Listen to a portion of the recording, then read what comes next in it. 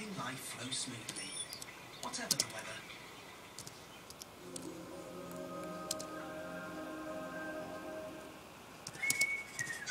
The Pollen Count, sponsored by checkertrade.com. Recommended trades and services. Checkertrade.com. And for the pollen, well, this sort of weather, you know when it's going to be nice and low, but it might just rise a teeny weeny bit on Thursday.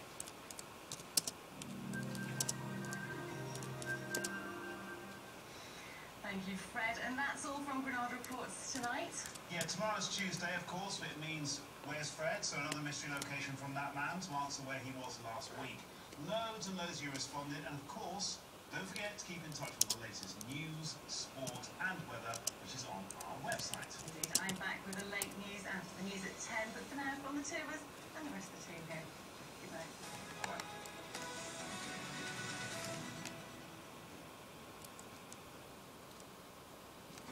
John Terry in court for alleged racist abuse. The former England captain is accused of shouting a racist obscenity at rival footballer Anton Ferdinand during a match last year.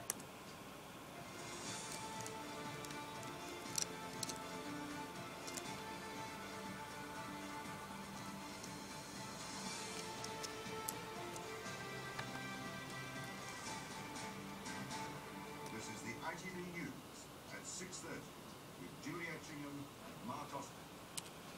Anton Ferdinand said he'd been taunting John Terry about claims he'd cheated on his wife in the moments before the comments were made. Also on the programme tonight. Drama at the Sophie Ahmed murder trial. Her mother changes her evidence and admits seeing her husband attack their daughter. Facing defeat on laws reform, 70 Conservative MPs threatened to vote against coalition plans. Not again. For the second time in a fortnight, a summer storm leaves Hebden Bridge underwater. And in seventh heaven, why Federer's triumph left the charity £100,000 richer. Good evening. The former England captain John Terry went on trial today accused of racially abusing an opponent during a match. But the player on the receiving end of the alleged slur, Anton Ferdinand, told Westminster Magistrates Court he hadn't originally heard Terry's remark. He said the pair had been trading insults during a Premier League match last October between Queen's Park Rangers and Chelsea. He said he'd regarded it as normal banter until his then-girlfriend showed him a video clip of the exchange. From the court, Juliet Bremner reports. The former captain of England and hero of Chelsea. Today, John Terry was reduced to the status of defendant in a criminal trial. Refused permission to sit beside his solicitor at Westminster Magistrates Court.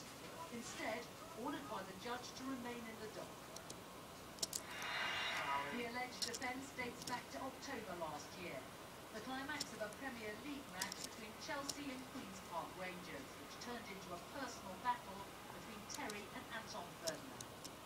John Terry is accused of shouting abuse at Ferdinand that amounts to a racially aggravated public order offence, a charge he denies. It boils down to 3 words Terry is alleged to have shouted, an abusive phrase bookended by expletives, at its core, the word black. Although Ferdinand accepted there'd been a physical clash, he only became aware of the alleged racist abuse after the match. Asked how he would have reacted if he had heard it, Ferdinand replied, "I would have been obviously very hurt.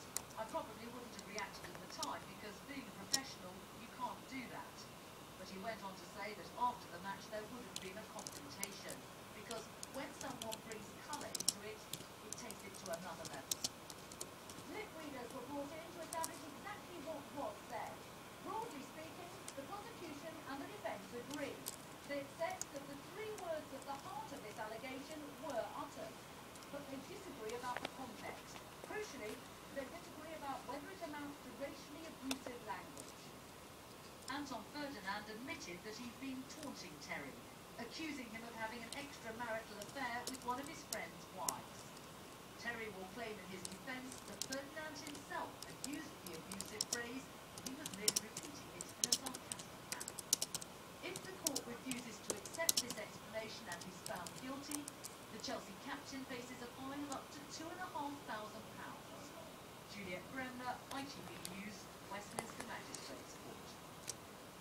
The mother accused of taking part in the murder of her own teenage daughter over her westernised lifestyle has suddenly changed her defence. The jury heard that the mother of Sophie Ahmed has now admitted there was an incident of violence carried out by her husband before her daughter disappeared. More now from our crime correspondent, John Clements. Sophie Ahmed was murdered by her own parents, prosecutors say, for bringing shame on her family. Today, one of them changed their story. Her mother, Fazana Ahmed, has for the last 8 weeks denied her eldest daughter suffered any violence at home before she disappeared 9 years ago. But jurors trying her and husband Iftikhar were today told of a significant development in the trial. On the evening Sophie had disappeared from her home in Warrington, Mrs. Ahmed says she came downstairs to find her husband attacking her daughter. In her news statement, Mrs. Ahmed says she was punched by her husband when she tried to intervene and left the room. Later, when she asked where Sophia had gone, her husband said, "If you care for your dear life and that of your children, don't ever ask me this question again." Sophilia's body was found on a riverbank in Cumbria the following year. Fazana Ahmed's new version of what happened to her daughter will be heard in full tomorrow. John Clements, ITV News.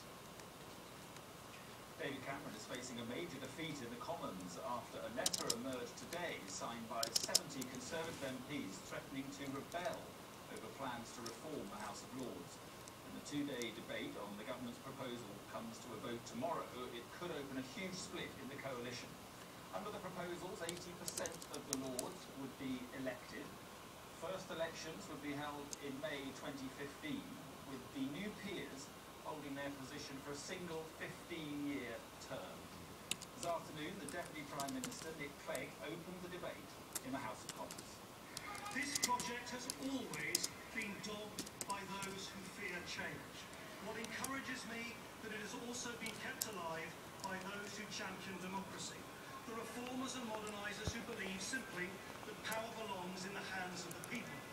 We here have a chance to finish their work. This has been a 100-year-long project. Let us now get it done. Well, up this way, Tom Bradley is in Westminster this evening. Tom, how much difficulty is the government in here? Mark, I think the answer is really quite a lot, but let me come at this from a slightly different angle by taking you back to the coalition agreement. In the coalition agreement, there is one paragraph that deals with the question of the AV referendum and boundary changes. The Lib Dems wanted the AV referendum, the Tories wanted boundary changes, which they think benefit them. Both those things have gone ahead. The Lib Dems had their AV referendum, the Tories got the boundary changes through the first stages in the House of Commons.